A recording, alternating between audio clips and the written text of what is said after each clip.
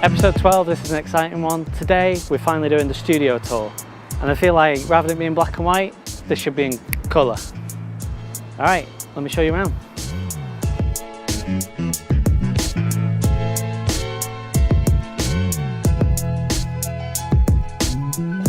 So here it is, it's the studio space. So one thing we really wanted in this place was this idea of like open plan, so we could use the space for lots of different things, not just for shooting headshots or commercial work, but for Just Done Theatre to be able to use this as like a rehearsal or a reading room, and maybe even auditions and things like that. Anyway, let me show you around. So this is my shooting space. The backdrops that we've got behind me, these are like really unique because they're painted by me.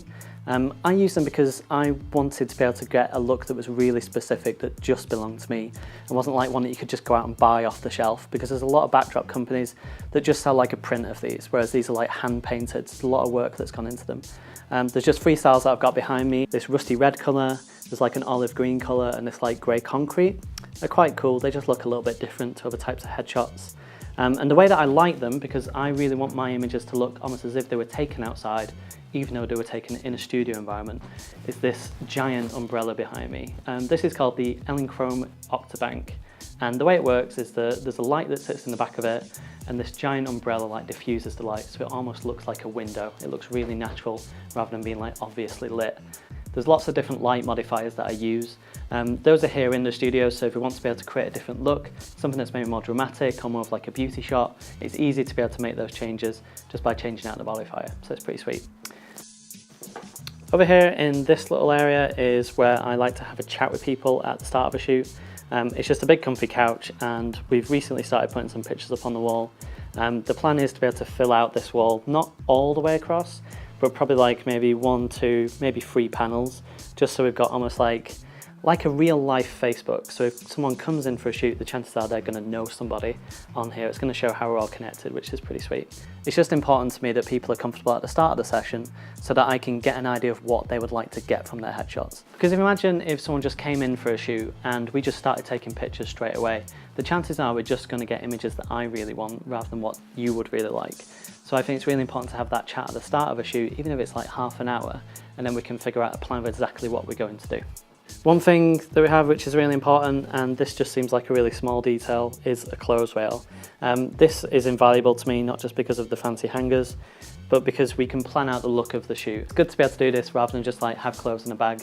It's better for me to be able to see things and see how things might work with the different colour backdrops and things like that. And I'm all game for saying let's try something. If it works, it works, and if it doesn't, then so what? There's nothing lost. It doesn't cost anything to take a picture. Over here we've got our changing room and makeup station.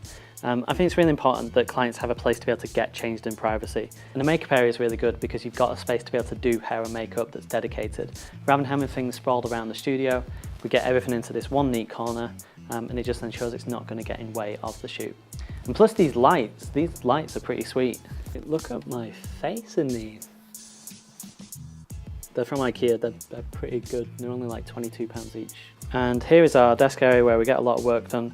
Really for me, this is a space to be able to do all my post-production on images. So when I'm editing a picture, I like to have a dedicated desk to be able to do this on, because working on a laptop, usually the screens aren't quite good enough. It's not even in terms of like how many pixels they have, it's more about like how accurate the colour is. Because when I'm editing, the main thing that I look for is to make sure that the image looks as though the person does in real life. And colour's a really big part of that because I want to make sure that the skin tone matches up. That's like a really big deal. And this fancy monitor helps me to be able to do that. And last but by no means least is the coffee station. Having a coffee or drink at the start of a shoot is great because it just helps to be able to chill and relax everything out. Obviously if you don't drink caffeine, we've got other options, but we live on coffee in this place. We're not addicted, but it's kind of borderline, it's a maybe. So that's the studio space. I hope this quick tour has like shown a little bit about what this place is all about. To me, it's the perfect location to be able to shoot headshots. There's so many different looks that I can create in here. You know, even if it's something that almost feels and looks like it's outdoors, to something a lot more dramatic, to something like a beauty shot, there's tons of different options of what we can do. And the great thing is being so close to the city. In fact, I haven't shown you yet how close we are. Let me take you over there. Piccadilly is literally there.